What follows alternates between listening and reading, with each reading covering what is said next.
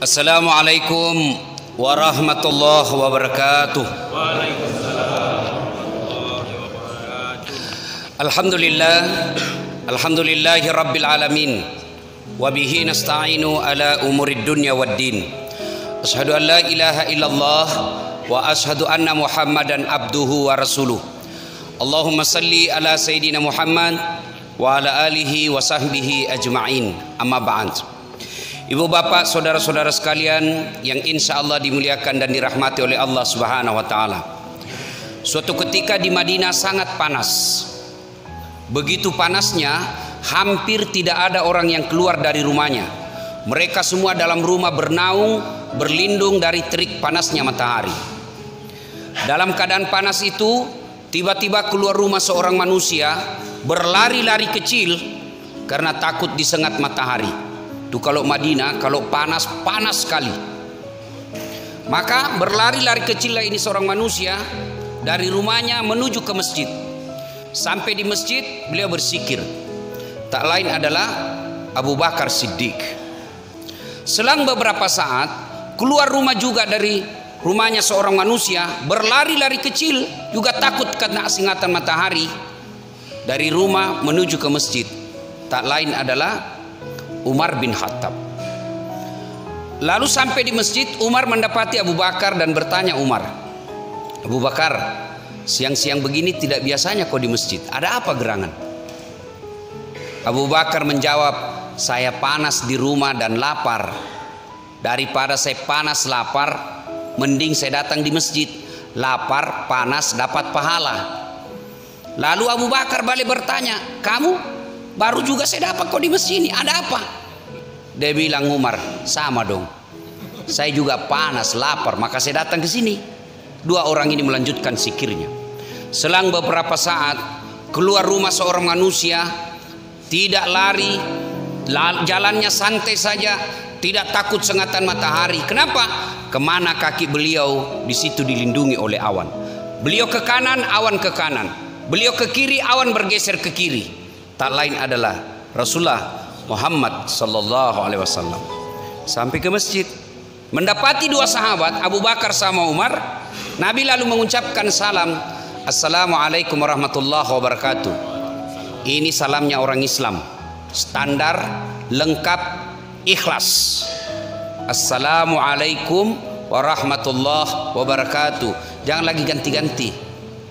Selamat siang. Toleransi bukan, itu tidak jelas agamamu. Kau ketemu orang Kristen, selamat siang. Ketemu orang Buddha, lain lagi. Ketemu orang Hindu, lain lagi. Ketemu sama Islam, lain lagi. Ini namanya tidak komitmen, bos. Ya orang Islam biarlah dia assalamualaikum, orang Kristen biarlah selamat siang. Janganlah kita orang Islam ikut-ikut dengan selamat siang, orang Kristen ikut-ikut assalamualaikum. Ini tidak jelas namanya. Assalamualaikum warahmatullahi wabarakatuh. Sudah. Ini jawaban orang Islam. Mohon maaf, jangan lagi nanti ada yang saya dianggap menghina agama orang lain. Tidak. Ini untuk dalam masjid. Kau salah, kenapa kau dengar? Makanya jangan nguping. Kalau mau sekalian tahu semua, kau masuk Islam, ya aman. Ya. Nah, itu salam orang Islam. Assalamualaikum warahmatullahi wabarakatuh. Jangan lagi ganti-ganti. Ini mahasiswa saya turun dari mobil langsung dia teriak, Ustadz, assalamualaikum. Apalagi itu assalamualaikum anak muda. Assalamualaikum. Waduh, dia kayak SMS. Ada lagi yang lebih parah, dia bilang aswabar. Apa itu aswabar? Assalamualaikum warahmatullahi wabarakatuh. Jangan maku rubah-rubah itu salam. Ya. Nah, ibu bapak, saudara-saudara sekalian, Assalamualaikum warahmatullahi wabarakatuh. Waalaikumsalam warahmatullahi wabarakatuh. Pak, satu kali Nabi lagi duduk begini, lalu ada datang sahabat, Assalamualaikum ya Rasul. Nabi jawab, 10 pahalanya. Karena dia cuma bilang Assalamualaikum. Selang beberapa saat masuk lagi yang kedua, Assalamualaikum warahmatullahi. Nabi jawab, 20 pahalanya. Yang ketiga, Assalamualaikum warahmatullahi wabarakatuh. Nabi jelaskan 30 keutamaan baginya. Artinya Pak, kalau Bapak tidak bisa memperbanyak Senin Kamis, tidak bisa memperbanyak tahajud, tidak bisa memperbanyak pahala dengan tadarrus, maka perbanyak pahalamu dengan menyempurnakan salam. Jangan terlalu malas. Waalaikumsalam. Coba lihat bapak-bapak sama kalau terima telepon, tidak ada yang sempurna itu. Salam, ya kenapa? Kita masih mau bicara, dia sudah tutup. Saya sering dikasih begitu. Kalau ditelepon sama jamaah, baik betul pertamanya. Assalamualaikum warahmatullahi wabarakatuh. Ya Ustadz, kami dari panitia Masjid Al-Falah. Ini rencana ada acara tanggal 19. Tanggal 19 berapa Pak? Oktober. Oh mohon maaf saya sudah. Oh kalau begitu saya salam. Sekalinya kita jawab ada acara langsung dia tutup ndak waktunya. Ya, sempurnakan salam. Alangkah bahagianya suami datang, Assalamualaikum warahmatullahi wabarakatuh, adindaku Sri Kandiku. Dijawab oleh istrinya, Waalaikumsalam warahmatullahi wabarakatuh, ya kakandaku. Jangan lagi tanya, kamu dari mana? Jangan tanya itu. Yang kau tanya adalah, Bapak butuh apa? Nah, itu istri yang baik. Ini kita datang langsung diperiksa HP. Bagaimana tidak suamimu kena serangan jantung? Sudah. Nabi bertanya kepada sahabatnya, saudaraku siang-siang begini tidak biasanya kok di masjid. Sudah sholat duhur, belum jagi asar, ada apa? Sahabat Umar menjawab, ya Rasulullah kami lapar dan panas, maka kami datang ke sini. Lalu Umar bertanya, Anda juga ya Rasul, kok ada siang-siang di sini? Nabi menjawab, sama dong, saya juga lapar kak, panas kak juga, maka saya datang di sini. Oh begitu, mereka melanjutkan zikir. Belum selesai mereka bersikir, tiba-tiba Abu Bakar berkata, ya Rasulullah, bagaimana kalau kita ke rumahnya Abu Ayyub Al-Ansari? Abu Ayyub Al-Ansari ini penduduk Mekah yang paling kaya, hebatnya kaya pemurah. Yang banyak kita kaya pelit. Sudah pelit serakah. Hancur kita Pak. Ini kan yang banyak di Indonesia. Pelit serakah. Orang di Makassar bilang sekke. Kikirigala paku jambatan. Nah itu tuh aslinya pelit itu. Ini Abu Ayyub Al-Ansari kaya dermawan. Lalu berkata Nabi, ayolah kita ke rumahnya Abu Ayyub. Sampai di rumah Abu Ayyub, Nabi mengucapkan salam, Assalamualaikum warahmatullahi wabarakatuh ya sahibul bait. Selang beberapa saat kedengaran suara perempuan menjawabnya, Waalaikumsalam warahmatullahi wabarakatuh. Ngintip, wih subhanallah ya Rasulullah, masuk, ini berkah buat kami ya Rasulullah, masuk. Begini mestinya orang Islam didatangi alim ulama senang. Kita biasanya didatangi ulama bengkok muka kita Pak. Apalagi kalau dia bawa map. Les pasti nih. Bapak ketawa karena Bapak yang ngalami kan. Ini kadangkala kita Pak lebih hormati gubernur, wali kota daripada ulama. Bapak saya tanya, Bapak tahu hukum haram halal dari kepala dinas? Bapak tahu hukum halal haram dari gubernur? Bukan, dari ulama. Apa gubernur? Paling lama 5 tahun. Tambah lagi 10 tahun. Sudah itu biar kau 11 kali gubernur, wali kota, Pak gubernur 10 kali sama presiden 10 tahun keluar. Gubernur yang datang ke rumah, Masya Allah, kalau perlu minjam duit potong sapi. Korden diganti semua, dicium tangannya. Padahal baru 5 menit yang lalu tanda tangan korupsi. Kok cium tangannya? Sekalinya ulama tidak dihormati. Mau lihat penghormatan kita sama ulama Pak? Coba lihat kalau Pak. Kadangkala kita lebih hormati artis daripada ustadz.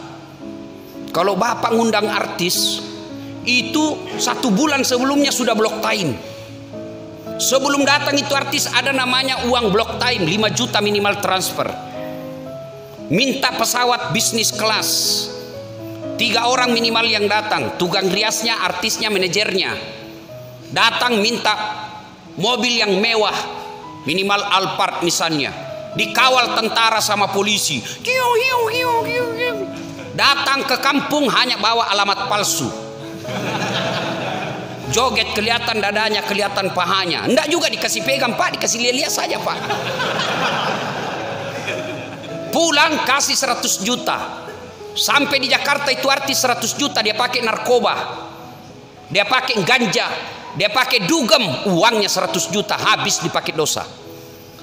Tuh begitu cara kita menghormati artis. Giliran kita butuhkan penghafal Quran, apa kita jemput? Tidak, go grab.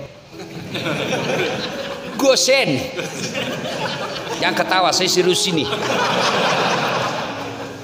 2 jam itu Ustaz berdakwah. Barasanjilah dia baca, salawatlah, didoakanlah kita. Sampai basah semua ketiknya karena kepanasan. Sallallahu alaihi Muhammad. Begitu mau pulang, bapak kasih berapa? 50.000. Dikocok-kocok lagi. Tapi Ustaz, apa kok kocok? Ini bukan uang korupsi. Meskipun sedikit, kasih amplop. Muliakan itu ulama. Tidak usah kau muliakan dasat latifnya, tidak usah kau muliakan manusianya, tapi muliakan ilmu yang disebarkan kepada kalian. Yang saya akan sampaikan ini, kita baca kitab berapa kitab. Anggaplah bapak bisa beli kitab, belum tentu bapak punya waktu untuk membacanya. Bapak punya waktu untuk membacanya, belum tentu bapak paham apa yang bapak baca. Datang ulama, dia rangkum semua ilmu yang kitab yang dia sudah baca, dia ceramahkan dalam 1 jam, ketawa-ketawa pula. Kita enak memahaminya, pulang seadanya. Bagaimana ilmu yang mau berkah? Kalau kita mau ketemu pejabat pakai baju baru. Nah, ini sahabat Abu Ayyub Al-Ansari senang betul. Ya Rasulullah, masuk ya Rasul. Kata Nabi, mana suamimu? Oh, baru saja ke pasar ya Rasul. Sebentar lagi akan datang. Masuk dulu ya Rasul. Dengar, ibu-ibu. Woi, ibu. Dengar jawabannya istrinya Abu Ayyub Al-Ansari. Haram, kata Nabi. Kata istrinya Abu Ayyub, sini. Kata Nabi, mana suamimu? Tidak ada. Kata Nabi, haram hukumnya kami masuk ke rumahmu tanpa izin dari suamimu. Ini yang banyak dilanggar sekarang perempuan. Pergi suaminya keluyuran. Pergi suaminya langsung di WhatsApp teman SMA-nya. Sudah pergi suamiku, cepat kau datang. Ayo. Haram hukumnya. Bagaimana kalau sepupu Ustaz? Haram. Kecuali suami berkata, ibu WhatsApp suaminya, bang, ada nih sepupumu dari Sulawesi. Gimana? Kasih masuk atau tidak? Kalau suami berkata jangan, suruh tunggu saya baru masuk. Tidak boleh kasih masuk. Sepupu 1 kali tidak boleh, apalagi sepupu lain kali. Tidak boleh tanpa izin suami. Nah sudah, ringkas kisah, datang Abu Ayyub.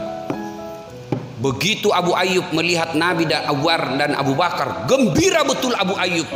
Ya Rasulullah, berkah, kami didatangi manusia pilihan. Ya Rasulullah, ada apa gerangan? Abu Bakar berkata, kami lapar bos. Kamu kan orang kaya, maka kami datang, pasti enak makan di sini. Gembira Abu Ayyub. Ya Rasulullah, tunggu sebentar. Abu Ayyub datang ke kebunnya. Dia ambil pohon kurma, Pak. Dia ambil dengan pohon-pohonnya. Dia bawa dengan pohonnya.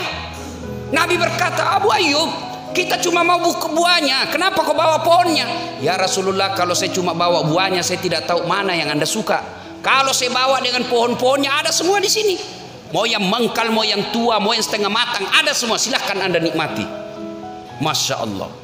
Tidak cukup sampai di situ. Abu Ayyub mengambil kambingnya yang paling bagus, lalu disembelih. Yang paling bagus. Biasanya kita bersedekah, Pak, yang paling jelek. Nak, apa mak? Itu ada kue di kulkas, kau bawakan itu Pak Ustadz daripada basi. Nanti mau basi baru diingat Pak Ustadz. Ini Abu Ayyub, dia ambil kambing yang paling baik, dia sembelih, lalu dihidangkan kepada Nabi. Nabi pun mengkonsumsinya. Begitu Nabi memakannya, tiba-tiba Nabi mengambil, berkata kepada Abu Ayyub, Abu Ayyub, pinjam dulu piringmu. Kenapa? Tolong kau bawakan anakku Fatimah. Sudah lama kasihan tidak makan enak seperti ini. Bawakan anakku ke rumahnya. Masya Allah. Kira-kira masih ada suami seperti ini? Makan enak, ingat anak dan istri di rumah. Hai, yang banyak Pak. Makan enak di warung, pulang di rumah pura-pura lapar. Masya Allah.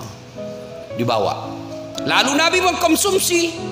Dimakannya lah daging itu, kurma, lalu roti. Selang beberapa saat Nabi mengambil seluruh sampel makanan, lalu diangkat tangannya. Kira-kira seperti inilah. daging kurma, roti. Lalu Nabi berkata, saudara-saudara sekalian, ketahuilah, tadi kita keluar rumah dalam perut kosong. Tadi kita keluar rumah dalam keadaan lapar. Alhamdulillah, dengan izin Allah kita sudah kenyang. Lalu Nabi mengucapkan sampai 3 kali, ketahuilah saudara-saudara sekalian, ketahuilah saudara-saudara sekalian, ketahuilah saudara-saudara sekalian, tidak setetes pun, tidak sesuap pun yang masuk ke dalam perutmu, lewat di tenggorokanmu, yang lepas dari tanggung jawabmu di akhirat kelak. Semua yang masuk di mulutmu ini kau akan pertanggungjawabkan di akhirat kelak. Lalu Nabi mengucapkan ayat Bismillahirrahmanirrahim, al-yawma nahtimu ala afwahihim wa tukallimuna aydihim wa tashhadu arjuluhum bima kanu yaksibun. Sadaqallahul adzim. Nah, apa hikmah dari kisah ini? 1, ternyata dalam rumah tangga tidak ada orang yang tidak ada masalahnya, Pak. Rasulullah, kekasih Allah, yang Allah jelaskan, andai bukan karena engkau Muhammad, saya tidak ciptakan dunia dan isinya. Nabi kalau berdoa pasti dikasih. Kekasih Allah, manusia paling mulia, tidak ada dosanya, ibadahnya luar biasa. Apa tidak ada masalah dalam rumah tangganya? Dari informasi kisah tadi, Nabi pun dalam struktur ekonomi keuangan rumah tangga, beliau pun lapar di rumahnya. Apalagi kita, berarti tidak ada satupun manusia yang tidak ada masalahnya. Nih saya lihat ini semua muka-muka penuh masalah semua ini. Ayo, coba, semua orang punya masalah. Tidak ada orang tidak punya masalah dalam rumah tangga. Contoh kecil, Bapak, kalau istri cantik, Bapak kira kalau istri cantik bukan masalah? Wah, digoda orang, Pak. Apalagi kalau suaminya jelek, lebih masalah lagi. Berarti bagus kalau jelek istri dihina orang. Kita lagi yang malu jalan sama dia. Duluan aja Bu di pesta, nanti kita ketemu di gedung. Sampai di gedung istrinya dia bilang, mana kau Pak? Saya sudah sampai. Dia bilang, enggak jadi saya ke situ Bu, menceret. Istri cantik masalah, istri jelek masalah. Berarti bagus kalau tidak ada istri. Tidak ada istri juga masalah, kesepian. Berarti bagus kalau banyak istri. Oh, lebih masalah lagi. Di teleponnya kau kawanmu dari kantor, ini ada istrimu, istri pertama sama istri kedua, tarik rambut, terima gaji. Ada istri masalah, tidak ada istri masalah. Dulu sebelum pil caleg, banyak orang punya masalah. Apa masalahnya?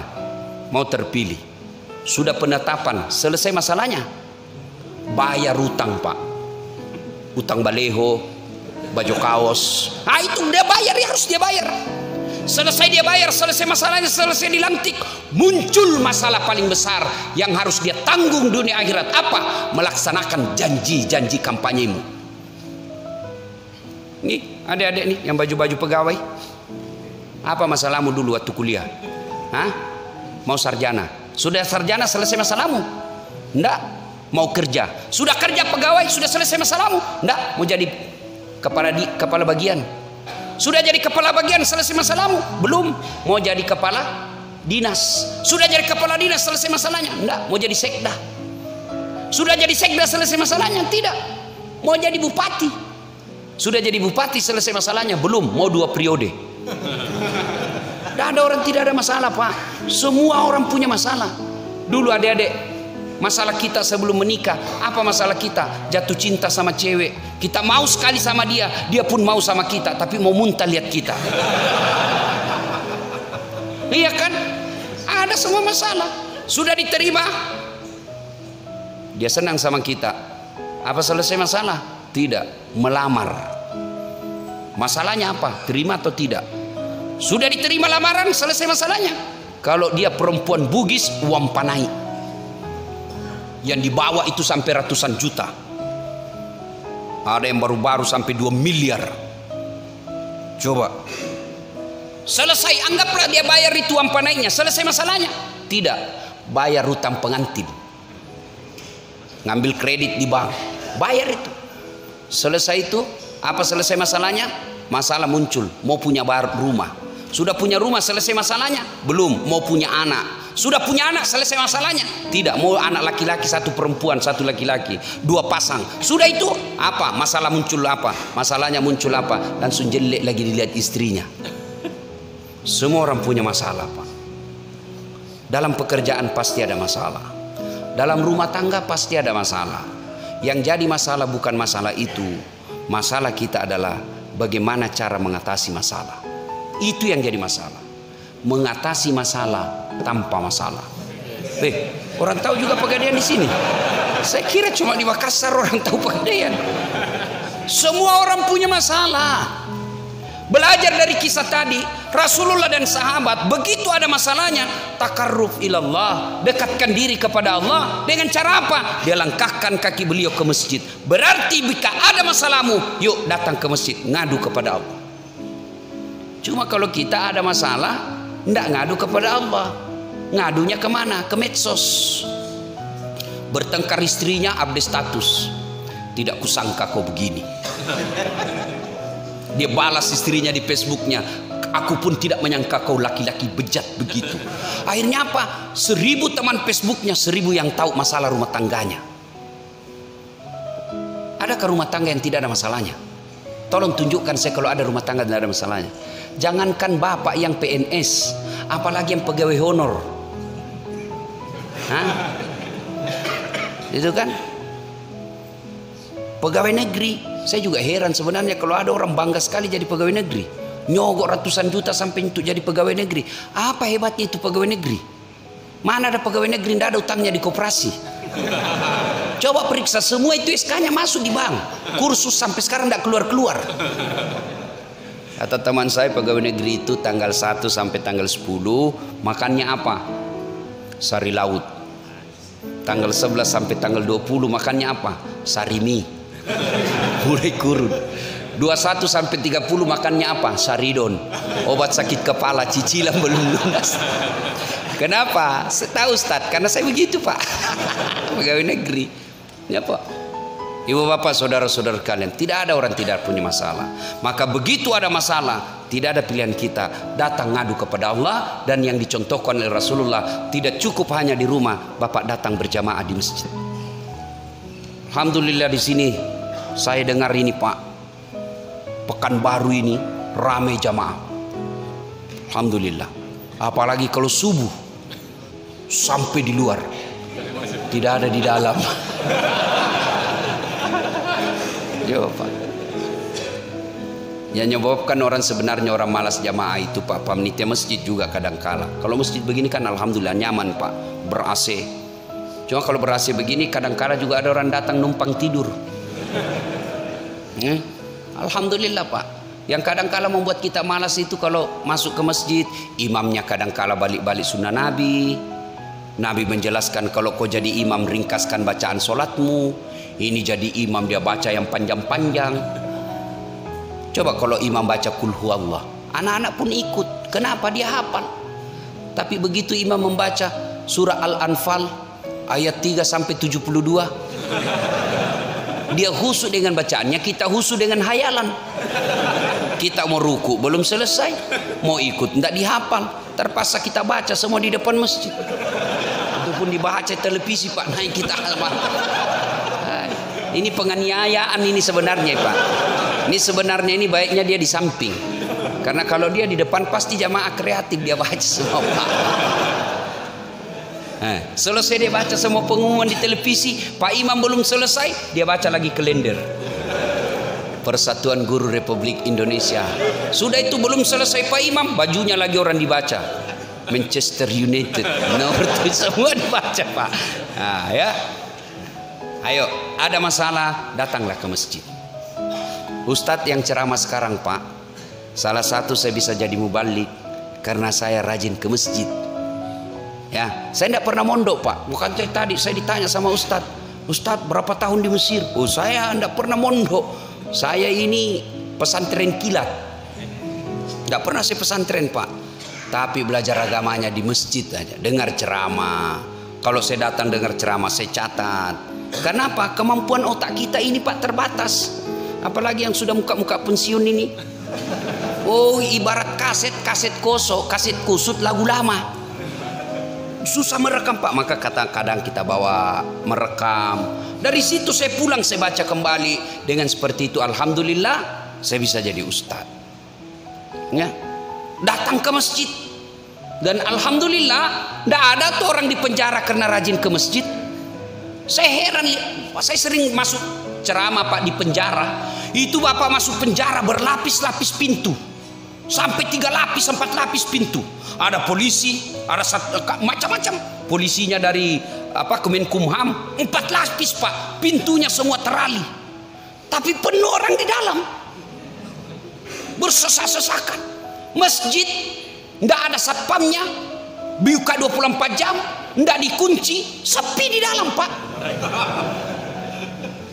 Kadang-kala ada orang bilang susah masuk surga Ustaz. Saya bilang salah kok dek. Kadang-kadang ada orang bilang susah masuk surga. Salah kau. Yang susah itu masuk neraka. Kok bisa Ustaz? Coba lihat. Narkoba bayar atau gratis? Bayar. Selingkuh bayar. Apalagi kalau diperas Pak. Dia bilang ceweknya ini, kalau kau tidak belikan saya AC, saya share ini foto kita berdua. Hancur Pak. Sudah dibelikan AC, dia minta lagi motor. Habis duit kita. Bahayanya itu Pak. Narkoba bayar, judi bayar, mabuk bayar, dugem bayar, selingkuh bayar, semua dibayar. Dan itu pintu masuk neraka. Sholat gratis, puasa gratis, ngaji gratis, berjamaah gratis, naik haji kalau mampu. Dan itu menguntung masuk ke surga. Jadi yang susah itu sebenarnya bukan mendekatkan diri kepada Allah, yang susah adalah mendekatkan diri ke neraka. Ada masalah, datang ke masjid. Ibu-ibu bertengkar dengan suami, tidak usah putus asa, minta pertolongan kepada Allah. Adik-adik mau kerja, minta pertolongan kepada Allah. Ustaz, saya sudah 3 tahun menganggur Ustaz, tidak punya kerja Ustaz. Yuk perbaiki sholatmu. Ngadu dalam pertolongan Allah, minta pertolongan Allah. Selesai ke sholat, minta kepada Allah. Tidak ada yang mustahil kalau Allah yang kabulkan. Soal jadi pegawai kecil buat Allah, kecil. Jangankan yang ada jalannya, jangankan yang masuk akal, tidak masuk akal saja. Kalau Allah mau pasti terjadi. Saya tanya, bapak-bapak, ada yang pernah masuk perut ikan di sini? Ada? Masuk akal tidak bisa manusia hidup dalam perut ikan? Masuk akal? Tidak masuk akal. Tapi kalau Allah yang mau, Yunus alaihissalam 40 hari dalam perut ikan keluar dengan selamat.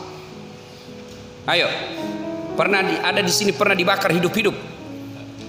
Bisa tidak hidup manusia kalau dibakar dalam api yang sangat besar? Bisa? Tidak mungkin, tidak masuk akal. Tapi kalau Allah yang mau, Ibrahim alaihissalam dibakar dalam api yang sangat besar, keluar kedinginan.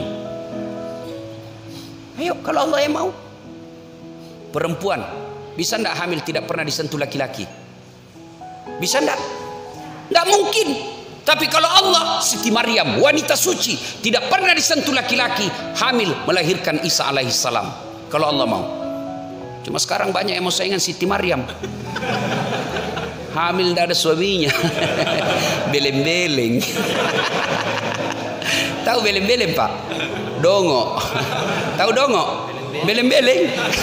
Tahu beleng-beleng? Ya dongo. Dongo itu tidak masuk akal. Rocky Gerung bilang dungu. Ya, tidak masuk akal. Tapi kalau Allah yang mau pasti terjadi. Lihat sungai, lihat aliran sungai di got. Kalau air mengalir ke kanan, benda yang ada di atas air itu pasti juga mengalir ke kanan. Tapi kalau Allah yang mau, sungai Nil airnya mengalir ke kanan, petinya Nabi Musa justru mengalir ke kiri. Anehnya, ajaibnya lagi, petinya Nabi Musa masuk ke pengarang rumahnya Fir'aun, yang mana Fir'aun punya perda waktu itu, kalau ada bayi laki-laki kau dapat bunuh. Petinya Nabi Musa masuk ke dalam ruangannya, pekarangannya Fir'aun. Dan hebatnya lagi, didapat ini bayi oleh Fir'aun, istrinya yang dapat. Datang Fir'aun mau membunuhnya, malah dikencingi sama Musa kecil. Mau dibunuh, kata istrinya, jangan, ini kiriman dewa, sudah lama saya mau putra laki-laki. Ini Allah melindungi Nabi Musa, di bawah hidungnya Fir'aun yang mau membunuhnya. Coba baca kisahnya itu. Kan itu istrinya Fir'aun kan beriman kepada Allah. Dalam rumah tangga yuk, halo bu. Dalam Quran itu ada 4 tipe rumah tangga. 1, istri beriman, suaminya kafir, Fir'aun. Ada lagi istrinya kafir, suaminya beriman, Lut alaihissalam. Ada lagi istri beriman, istri kafir, suami kafir. Siapa? Abu Lahab. Dan yang keempat, istri beriman, suami beriman. Siapa dia? Ibrahim alaihissalam. Kira-kira ibu mau rumah tangga yang bagaimana? Ibrahim. Tapi ibu harus tahu, Ibrahim itu 2 istrinya.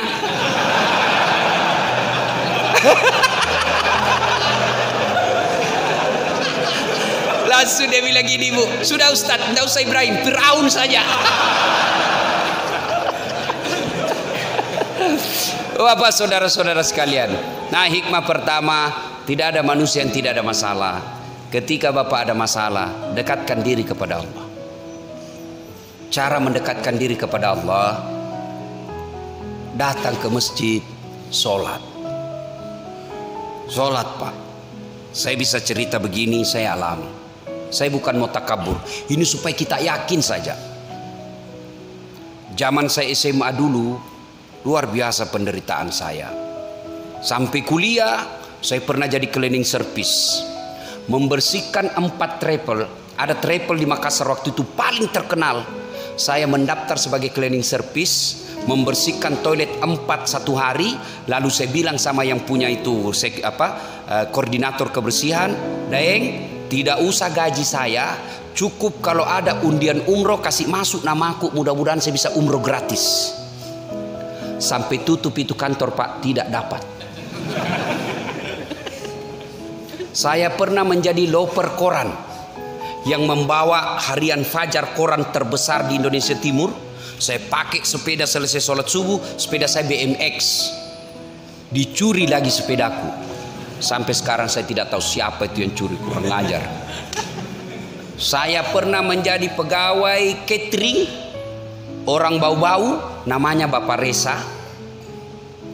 Saya bilang sama Bapak Reza, saya yang bawa semua makanannya, tidak usah gaji saya, cukup kasih makan saya dengan adekku 2 kali 1 hari. Saya bawa semua cateringnya, rantangnya itu ke Jalan Ahmad Yani. Yang saya ingat sekali itu Bang Danamon waktu itu. Sekuritinya sangar. Setiap saya lihat, kau bikin kotor-kotor, kau lewat samping. Saya lewat samping. Sekarang saya jadi ustadz, saya pergi ceramah, dia masih jadi security. Coba, saya sering rasakan itu Pak. Dari kampung saya namanya Desa Bungi ke Makassar, itu 216 km. Naik mobil waktu itu kalau bayar full 5.000. Tapi karena saya bayar setengah, kadangkala 1.500, berdiri. Yang paling setengah mati kalau malam, 6 jam kita berdiri, ngantuk Pak. Kadangkala kita jatuh. Untung kalau ada orang kasihan sama kita, kau duduk di sini deh. Saya sering rasakan itu ke rumahnya teman atau keluarga, dia sinis mukanya lihat kita, datang saja itu cari pembeli ongkos mobil. Rasakan itu. Dan saya pernah rasakan, saya keluar dari kuliah. Itu kalau saya mengajar, saya ingat terus itu ruangan itu 207 PIS 3 lantai 2 Unhas Sospol. Saya keluar dari ruangan itu, dia tunjuk saya temanku, Dasat, enggak malu kok itu bajumu rombengan. Tahu rombengan Pak? Baju dalam karung, yang baju-baju bekas dulu itu yang terkenal, dibeli kalau di Matahari 100.000 satu, ini 100.000 7 masih bisa ditawar. Itu enggak malu-malu kau cakar semua bajumu. Saya tidak marah, saya hanya berdoa kepada Allah, ya Allah, berikan saya umur yang panjang supaya saya bisa berbuat baik sama orang ini. Saya pernah menjadi tukang cuci keluarga-keluarga saya. Saya datang sama keluarga saya, enggak usah kau gaji tukang cuci, saya cucikan kau, terserah kau mau bayar saya berapa. Tapi saya selalu yakin, tidak ada manusia yang tidak ada masalahnya. Selama baik ini ibadahku, insya Allah ini hanya sesaat ini penderitaanku. Perbaiki sholat saya, perbaiki berjamaah saya, perbaiki sholat sunnah saya. Dengan izin Allah, Alhamdulillah. Itu kawan saya yang pernah hina saya bilang baju cakar, sudah tahun ke-8 Ramadan kemarin saya kasih zakat. Dulu saya jadi cleaning service supaya bisa umroh. Sekarang saya bisa punya umroh, punya travel sendiri. Saya bisa umroh kapan saja saya mau. Kalau saya dulu jalan kaki, alhamdulillah. Sekarang saya punya kereta mobil, beberapa unit yang saya pakai sekarang di Makassar operasional saya. Belum ada 10 mobil seperti itu di Makassar. Dengan izin Allah. Ini gelar saya yang terlalu banyak. Kan tidak masuk akal itu, bos. Kadang ada orang bilang, nipu-nipu saja itu Ustaz. Saya kasih lihat kok sertifikatku, ijazahku kalau kau tidak percaya. Gimana ceritanya? Bersamaan waktunya, saya S2 bersamaan waktunya, S3 bersamaan waktunya, satu luar negeri, satu dalam negeri, dan itu bisa selesai. Gimana caranya? Begitu pening otak saya ngadu kepada Allah. Sholat, tidak ada yang tidak masuk akal kalau Allah mau. Perbaiki saja sholat ini anak muda ini, masih mendimoda kau. Kau perbaiki sholatmu, Allah yang ngangkat kau derajatmu. Kecil buat Allah kasih jadi kau kepala dinas, kecil buat Allah kasih jadi kau wali kota. Yang penting dekati Allah.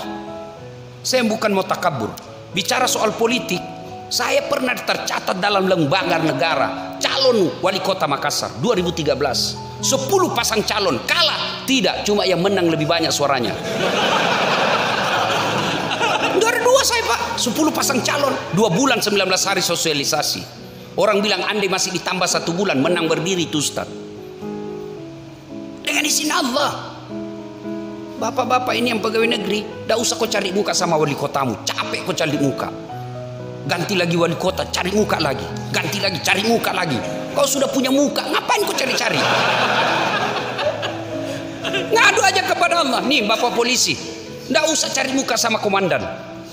Bapak cari muka sama manusia, disuruh kerja 10 disuruh kerja 9 yang benar, 1 yang salah, yang 1 dia persoalkan. Dongo ini, kenapa dia lupa yang 9 baik? Tapi kalau bapak ngadu kepada Allah, kecil bolak-balikan hati manusia itu. Maka begitu ada masalah ibu, rumah tanggamu berantakan, ngadu kepada Allah. Kau bangun salat tengah malam, ya Allah, tidak mungkin aku bisa mengawasi suamiku. Engkau yang mengawasi suami saya. Engkau yang membolak-balikkan hati suami saya. Pelihara suamiku, lindungi dirinya dari wanita-wanita jahat. Laksanakan sholat tahajud. Ini curhatnya di mana? Berdoanya di Facebook. Sibuknya itu Tuhan mau baca statusmu. Sedikit-dikit update status, ya Allah lindungi suamiku. 1 jam kemudian, ya Allah murahkan rezeki suamiku. Tapi bukan di atas sajadah, di mana? Di Facebook. Sibuk betul Tuhanmu mau baca statusmu. Yang ketawa saya serius ini. Ayo ngadu kepada Allah. Coba angkat tangan yang ada masalahnya. Nah itu bapak, apa masalahnya Pak di belakang? Nah, mau kawin lagi? Nah, ini masalahnya laki-laki ini umumnya mau kawin lagi takut sama istri. Semua kita punya masalah Pak. Berarti bukan masalah itu. Bapak kira Ustadz tidak ada masalahnya? Dalam dakwah saja kita kadang-kala dihina. Capek, belum apa-apa, disuruh lagi lambut ceramah, tidak dihargai perasaannya kita. Kadang-kala kita seolah-olah dikasih seperti gembel pengamen, nanya bagaimana kalau begini, berapa honornya Pak? Bolehkah datang Bapak sehari 5 kali ceramah dengan honor yang sama? Kok kira itu enak perasaan kita? Kok kasih tahu begitu? Semua orang punya masalah, tapi ketika kita lagi gundah ada masalah itu, lebih kembalikan kepada Allah. Siapa dasat? Siapa saya ini? Nabi saja punya masalah. Manusia paling mulia, tidak ada dosanya, doanya pasti dikabulkan Allah. Apa tidak punya masalah? Beliau masih dalam perut, sudah yatim, lah wafat bapaknya. Baru 2 hari, 3 hari setelah dilahirkan sudah diambil ibu susunya. 4 tahun bersama ibu susunya. Usia 4 tahun diambil sama ibunya, usia 6 tahun sudah wafat ibunya di desa Afwa ketika pulang ziarah kubur. 6 tahun Rasulullah sudah yatim piatu, diambil oleh kakeknya. 2 tahun dalam pemeliharaan kakeknya, wafat lagi Abdul Muttalib, diambil oleh pamannya. Masya Allah, masalah demi masalah beliau hadapi. Itu Nabi, kekasih Allah pun ada masalahnya. Apalagi kita yang tukang bohong. Sama istri aja kita tipu. Cari duit tidak ada, benar Bu, tidak ada. Padahal di bawah kos kakinya disimpan. Pastilah punya masalah. Nah, begitu ada masalah tidak ada pilihan lain. Takarrub ilallah, dekatkan diri kepada Allah Subhanahu wa taala. Dengan cara apa? Perbaiki sholat. Saya kalau ceramah itu Pak, ini aja saya bahas. Sholat, baiki rumah tanggamu. Ya? Sholat Pak. Tidak ada yang mustahil kalau Allah menolong kita. Perbaiki aja sholat. Saya sudah sholat Ustaz. Betul Bapak sholat tapi main-main. Banyak kan kita sholat cari duit. Allahu Akbar. Tadi 200.000 uang. Beli bensin 100.000. Pulsa 50.000. Mana yang 50 ya? Allahu Akbar. Sambil dia periksa itu kantongnya. Sami Allahu liman hamidah. Belum dia dapat. Allahu Akbar. Di mana aku simpan? Begitu salam. Assalamualaikum. Di bawah sadel. Wah. Dari takbir sampai salam duit dia cari. Allahu Akbar. Rakaat kedua tiba-tiba dia ingat. Kunci motor melengket di motor. Pasti kau tidak husuk lagi bos. Hilang sudah mobil motor. Allah. Bagaimana sholatmu bisa memperbaiki diri? Ayo. Kalau Bapak punya masalah dan sudah sholat, bukan masalahmu, tapi masalahmu sholatmu belum bagus. Ayo perbaiki sholat Pak. Yang kedua, hikmah dari kisah ini. Ternyata Bapak Ibu Saudara-saudara sekalian, dalam hidup ini salah satu lagi cara untuk menyelesaikan masalah, silul arham, sambungkan persaudaraan. Tadi hubungan kepada Allah. Sekarang yang kedua horizontal. Nabi tadi lapar kan, tidak perlu mengeluarkan uang. Kenapa? Diberi makan oleh Abu Ayyub Al-Ansari. Artinya apa? Dengan persaudaraan kita bisa murah rezeki. Kata Nabi kan, siapa yang mau dipanjangkan umurnya, dimurahkan rezekinya, dia selesaikan masalahnya, hendaklah dia menyambungkan persaudaraan. Dan saya rasakan Pak, saya ini tidak banyak uang, tapi temanku banyak uangnya. Saya tidak banyak uang, tapi banyak teman saya yang banyak uangnya. Aman Pak. Saya di Makassar hampir tidak pernah laku duit saya. Kemana-mana ada yang bayarkan. Saya baru turun dari mobil, kalau ke pasar ada yang teriak, "Assalamualaikum Ustaz." Dalam hatiku aman dan terkendali. Ada yang isi ikan, isi telur. Begitu saya mau bayar, "Ndak usah Ustaz." Ndak enak Pak. Berapa? Ndak enak. Berapa? Ndak enak. Ndak usah Ustaz. Ndak enak Pak. Padahal itu memang yang kutunggu. Itu istri saya senang betul itu kalau saya ke pasar. Dia suruh ke pasar, ndak laku duit saya. Yang kedua, banyak teman, gampang selesai masalah. Contoh yang tadi kan, tidak perlu keluar duit, Nabi sudah kenyang. Banyak teman, gampang selesai masalah. Saya ke kantor polisi, mau perpanjang SIM. Tiba-tiba dilihat sama Kapolres. "Assalamualaikum Ustaz." "Waalaikumsalam." "Siap Komandan." "Ada apa Ustaz?" "Perpanjangan SIM Komandan." "Komandan, panggil Kasat Lantas. Tolong bantu selesaikan SIM-nya Ustaz. Yang ku minta uang dosa uang Ustaz ku makan." Selesai masalah. Ayo. Maka goblok orang yang tidak mau menyembuhkan persaudaraan. Ini yang kadang kala memutuskan persaudaraan kita di masjid ini apa? Perbedaan mazhab. Sama nabinya, sama sahadatnya, sama rakaatnya, salat duhurnya, sama puasanya, sama rukun imannya, sama rukun Islamnya. Hanya karena berbeda mazhab dalam soal fikih, mereka saling mengkafirkan. Ini banyak nih anak-anak muda sekarang. Baru belajar agama 3 bulan. Itu pun melalui YouTube. Baru 2 menit habis kotanya. Apa yang kau tahu dengan 1 menit? Ya, coba lihat itu. Saya kadang-kala melihat picture, gambar-gambar. Yang paling saya ingat itu kaki orang ruku, sujud. Karena ada 3 saya lihat itu gambarnya. Gambar pertama kakinya lurus begini. Gambar kedua yang di tengah kakinya menghadap jari-jarinya ke depan kiblat.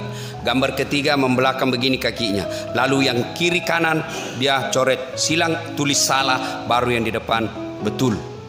Itu bukan begitu kalimatnya mestinya. Bukan salah ini kiri kanan. Salah itu kan batal. Tapi apa yang tertulis mestinya tidak sunnah. Tengah sunnah. Artinya apa? Kau laksanakan tinggi pahalanya, kau tidak laksanakan tetap sah pahala salatmu. Kan banyak yang begini Pak, berbeda pendapat tidak mau datang ke masjid. Yang anehnya lagi bikin klub pengajian, sahabat ini.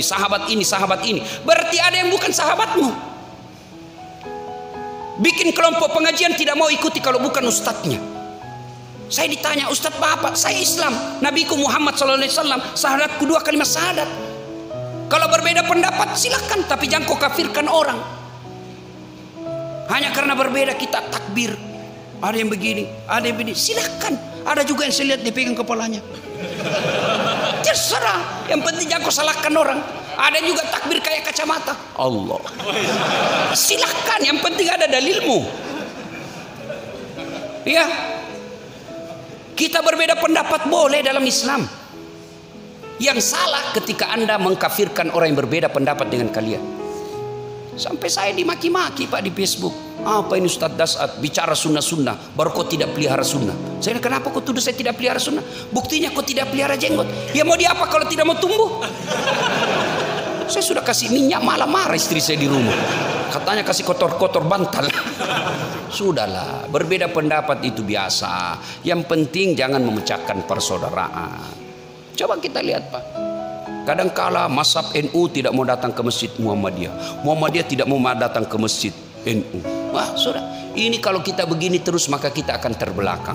Hikmah dari kisah ini, dengan persaudaraan kita bisa menyelesaikan masalah. Yang ketiga, kisah dari ini, subhanallah, ternyata kita ini nanti dimintai nikmat yang Allah berikan, diminta tanggung jawabnya.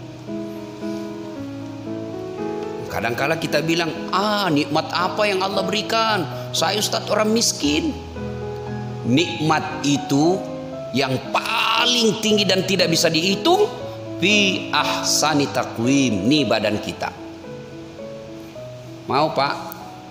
Ibu-ibu, mau saya kasih handphone? Mau? Gratis Ibu, pulsanya 5 juta, iPhone X Max, mau Ibu? Mau. Tapi begitu saya kasih langsung tuli. Mana yang mau tadi? Ayo, mau diapa handphone kalau sudah tuli? Halo? Halo? Rusak lagi nih HP. Halo? Bukan HP rusak, telingamu yang bermasalah bos. Berarti yang mahal bukan handphone, yang mahal bukan seluler, yang mahal bukan pulsa, tapi yang mahal adalah telinga. Allah kasih kita telinga gratis, tidak perlu dibayar. Ayo. Mau lagi saya kasih contoh? Mau? Bapak minum, makan, itu ada racun, dan mata kita tidak bisa memisahkan mana racun mana bukan. Siapa yang memisahkan itu? Ginjal. Dan Bapak tahu harganya itu ginjal 600 juta lebih kalau di Hongkong, 600 juta. Allah kasih 2 gratis, tidak perlu bayar. Berarti ginjal lebih 1 miliar Bapak punya. Ayo, mau jual ginjalnya Pak? Ayo, Bapak langsung punya duit 1 miliar lebih. Mau lebih hebat lagi, jual jantungmu. Jantung 1 miliar harganya lebih di Hongkong. Bapak jual jantungnya, dibeli orang 1 miliar. Allah kasih gratis. Coba kalau disuruh bayar itu Pak. Ada orang kesehatan di sini. Coba Bapak lihat itu orang yang bernapas oksigen. Itu tabungnya itu lebih 1 juta. Tabung dipakai kadang-kala 1 hari, 2 hari. Bagaimana seandainya oksigen dibayar? Bisa dibeli. Kita ini kaya Pak, jangan pernah merasa miskin. Tapi ingat, semua nikmat Allah akan diminta tanggung jawabnya di akhirat kelak. Kalau Bapak bersyukur, Allah tambah. Tapi kalau tidak disyukuri, Allah kasih azabnya. Inna azabi lazadid. Azab Allah sungguh sangat pedih. Bapak diberi mata yang sehat, diberi kaki yang sehat, diberi pernapasan yang sehat, semua gratis. Tapi kalau Bapak tidak sujud di hadapan Allah, melawan larangan-larangan Allah, justru menghindari perintah-perintah Allah, maka tunggu, azab Allah pasti akan turun. Azab Allah bisa jadi Bapak tetap kaya, bisa jadi tetap banyak duitnya, tapi tidak ada yang bisa dia makan. Berapa banyak orang saya berhadapan, diundang ke raktir makan. Begitu saya berhadapan meja makan, apa yang saya pikir, enak semua ini makanan. Apa ini orang kaya, apa dia pikir berhadapan meja makan, apa dia pikir? Asam urat, kolesterol, lemak, ginjal, tidak ada bisa dimakan. Dilarang makan nasi. Bayangkan Pak, dilarang makan nasi, duitnya 2 miliar. Dilarang makan nasi, dilarang makan daging, dilarang makan sayur, dilarang makan garam, dilarang makan gula. Apa aja bisa dia makan? Ubi rebus. Padahal duitnya 2 miliar. Mobilnya harga 1 miliar, baru 1 jam di atas mobil sudah stres, nggak bisa tenang, mati kita kiri kan. Mobilnya itu 1 miliar tuh harganya, nggak bisa dinikmati. Itu karena Allah sudah menyiksa kalian. Maka syukuri, semua akan diminta tanggung jawab. Tangan kita akan diminta tanggung jawabnya, telinga kita akan diminta tanggung jawabnya, semua. Itulah ayat tadi yang berbunyi al-yauma nahtimu ala afwahihim wa tukallimuna aydihim wa tashhadu arjuluhum bima kanu yaksibun. Masuk tahun baru Hijriah, maka begitu Bapak menghadapi masalah, Bapak tidak usah stres. Begitu Ibu menghadapi persoalan dalam rumah tangga, Ibu tidak usah sengsara. Lebih baik dekatkan diri kepada Allah Subhanahu wa taala. Ya. Kalau Allah telah menolong kita, maka tidak ada yang sia-sia. Sudah ditolong Allah, masalahnya tetap ada. Maka bagi orang Islam, kalau dia sabar menghadapi masalah itu akan menggugurkan dosa-dosa dan kesalahannya. Suatu kali datanglah anak muda kepada Nabi menghadap. Ya Rasulullah, saya banyak dosa dan kesalahan. Saya takut azab neraka ya Allah. Ya Rasulullah, saya takut disiksa api neraka ya Rasulullah. Nabi bertanya, pernahkah kau mengalami masalah sehingga kau merasa hidupmu sangat tertekan, rasanya kau tidak mampu lagi menghadapi hidup ini? Pernah ya Rasul. Apa kau ikhlas menerima masalahmu itu? Iya ya Rasul. Kau tidak menyalahkan Allah? Iya ya Rasul. Maka Nabi menjawab, ketahuilah, itulah yang akan menghindarkan kalian dari dosa-dosamu, mencuci dosa-dosamu, dan menghindarkan kalian dari api neraka. Berarti kalau Bapak punya masalah yang sangat pelit, masalah yang sangat besar sehingga rasanya kita mau hilang saja dari dunia ini, tapi kalau Bapak sabar menghadapinya, tidak menyesal, lalu tidak menyalahkan Allah, ikhlas menghadapi semua cobaan dan hukuman dari Allah, maka itulah yang akan meringankan dosa-dosa kita di akhirat kelak. Ibu bapak saudara-saudara sekalian, inilah tausiah kita pada taklim kita kali ini. Mudah-mudahan ada manfaat. Lebih dan kurangnya mohon dimaafkan. Jika ada kata dan kalimat yang salah, mohon dimaafkan. Jika masih mau mendengarkan ceramah saya, silahkan simak tablik akbar Damai Indonesia Aku TV One setiap hari Sabtu atau Ahad pukul 14.30. Cuma itu agak lama Pak nunggu, biasa sekali seminggu, biasa sekali 2 minggu. Lama baru muncul lagi. Tapi kalau Bapak mau setiap saat nonton ceramah saya, ambil handphone, buka aplikasi YouTube, tulis nama saya Dasat Latif. Keluarlah ceramah saya yang ratusan. Sudah itu jangan lupa kasih tanda begini. Like ya. Nah, jangan dikasih gini Pak. Kalau Bapak kasih gini dicari malaikat pencabut nyawa. Masa ceramah kok kasih begini bos? Nggak enak ya. Cuma cepat habis kuota karena 1 jam itu ceramah saya. Maka saya sediakan ceramah saya yang ringkas, namanya Cersi, ceramah singkat 1 menit. Gimana caranya Ustadz? Follow saya di Instagram. Follow saya di Instagram